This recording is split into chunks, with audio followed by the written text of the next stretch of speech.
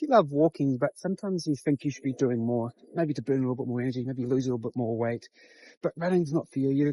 You don't like it, or maybe you can't run due to an injury, then this video is going to be perfect for you. Now, you've probably heard of a HIIT workout, right? Like a high intensity interval training. But have you heard of an IWT workout or interval walking training? This is kind of like a HIIT workout, but it's slightly less of an impact. So this is also referred to as Japanese walking based on a study that was done in Japan. It was published in the Mayo Clinic Proceedings.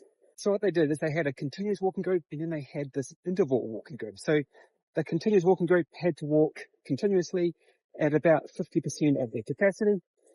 And then the interval walking group had 3 minutes of a low intensity interval where they walked at 40% of their capacity, and then 3 minutes of a more high intense interval where they worked at 70% of their capacity, and they did 5 rounds of these, so it was 30 minutes in total. Now, at the end of the study, which was 5 months, the group that was doing intervals had stronger legs, which they sort of linked to better balance and stability. They had an improvement in their cardiovascular fitness, and they had a reduction in blood pressure compared to the group that was doing this continuous walking. And I thought that's pretty cool.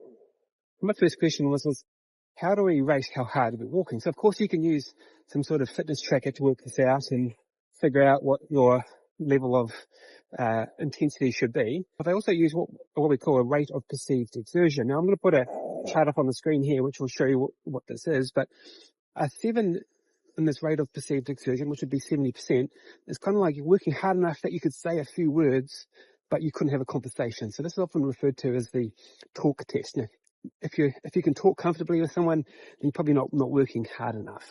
Now, I think this interval type walking training is pretty cool. One of the reasons I like it is that it's really adaptable.